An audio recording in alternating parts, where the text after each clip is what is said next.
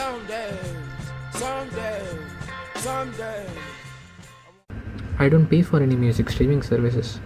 No Spotify, no Apple Music, no Tidal, no nothing. Never paid for any music streaming services. I've always found some hacky way to get advanced Spotify where Spotify just patches it the next day. I've realized. So instead of letting a company provide you compressed audio files which they can delete overnight, and I have done it clearly a lot of times. So I've moved to a 100% self-hosted music library. Well, all of my high quality tracks are local and are available at all times.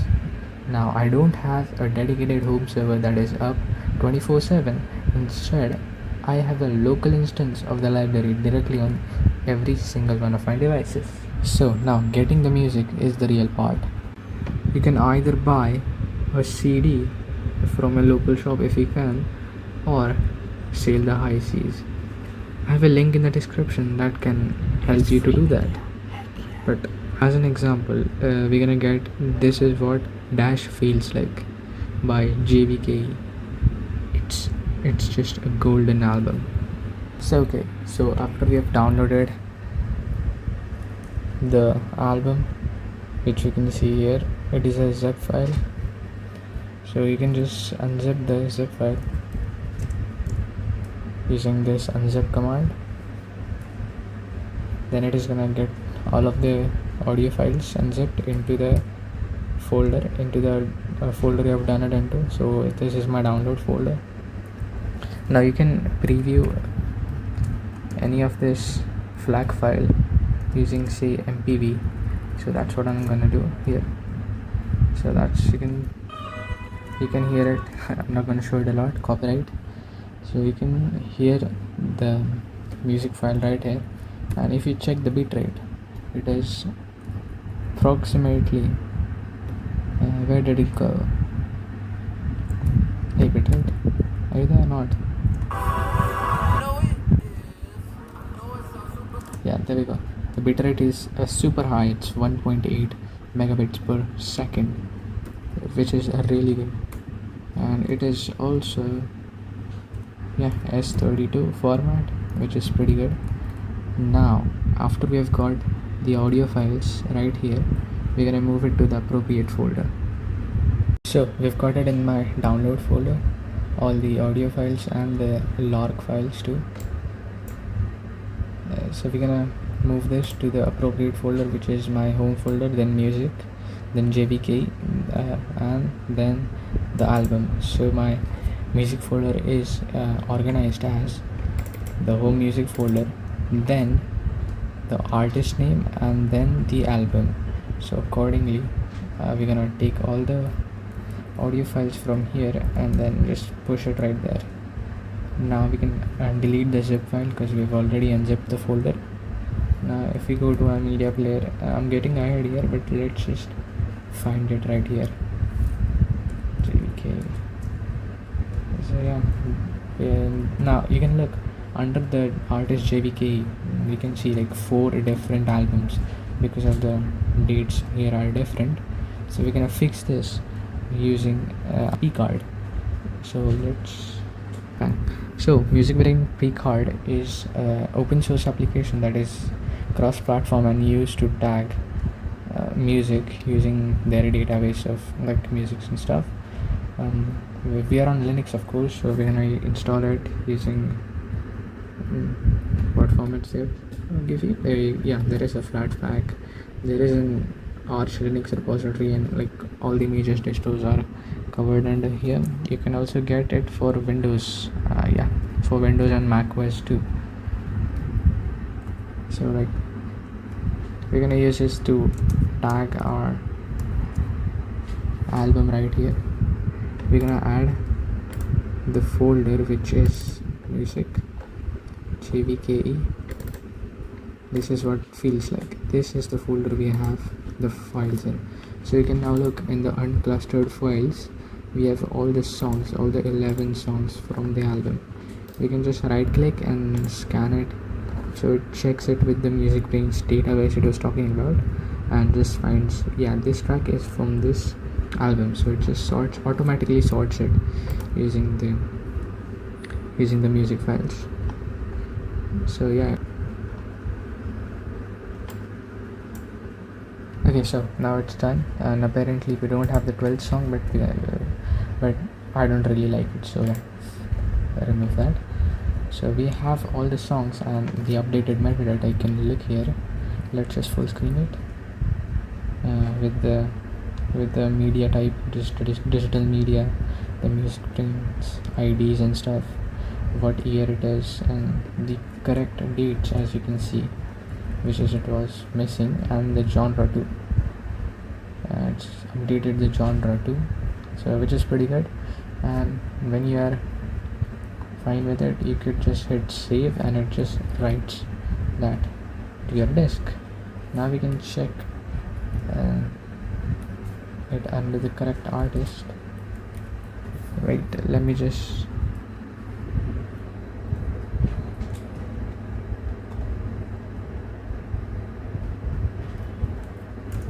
so under the JVKE artist we can find all the 11 songs here. So we can just play something right now. Let's play Golden Hour, and you can just see it's playing. So now, since we have the album stored on the laptop, now we have to somehow convert it to OPIS format and sync it over to the phone.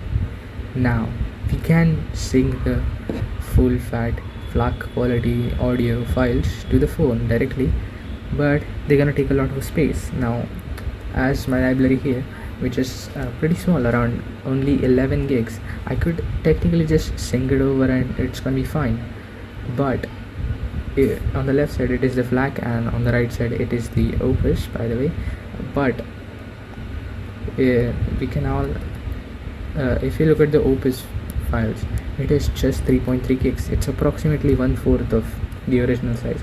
So essentially it is a 1/4 conversion without any loss of audio quality. And anyways, I'm not gonna notice it when I'm on my phone, right? I'm using this Bluetooth headphone, so it just uses to carry FLAC files at that time.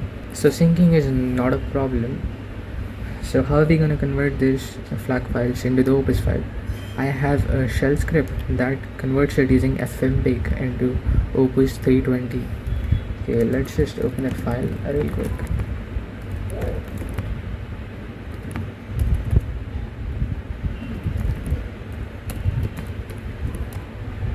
So this is the script we have here. I just set up a couple of variables about the source directory. Where is the main FLAC files, and where are the mirror directory for the OPIS to sync it to the phone. Now we ensure that these directories exist or not. Then we just find each of the FLAC files in the FLAC directory or the source directory, and then just convert them using ffmpeg right here to OPIS format 320k. And it's just like that. And if the file already exists, it just skips it. And now suppose I have some random remix I found on, say, YouTube or something, then I can't get the full fat FLAC files, right? It's just gonna be in YouTube rip, so it's just gonna be OPIS. So I just do is copy that OPIS file over to the mirror directory instead of just like re-encoding it into OPIS to OPIS. That's useless, right? So that's how it's really done. I have my dot files on the GitHub, so you can check it out there. And then I have a couple of more scripts like this. So I use this script to just back up the local FLAC library to my external hard drive, which I plug in occasionally, and just sync that up for a redundant backup of the media. And then if a library is like super high quality, like I got some Clairo albums and they were like around S32 9600 kil, it was around 5 megabytes per second per track, and it was taking around a gig of storage, just 1 amp. So instead of having that big of an album and noticing no difference, I've just converted into some CD quality using FFmpeg, of course. And yeah, that's it. And for syncing, I use this cool program called SyncThing. It just pings it to my. I just have a SyncThing client running on the laptop and a SyncThing app, which is the SyncThing fork or something like that.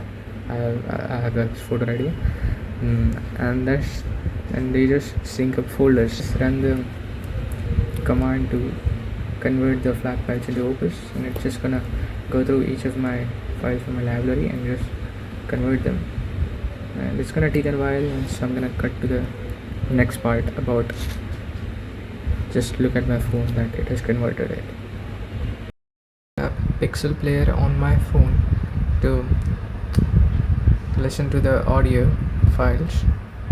So now we can just look at the album. This is what it feels like. Has been synced to my phone using SyncThing with all the songs right here, and we can just play it right here, skip, and then we also have lyric support here because we had embedded lyrics downloaded here.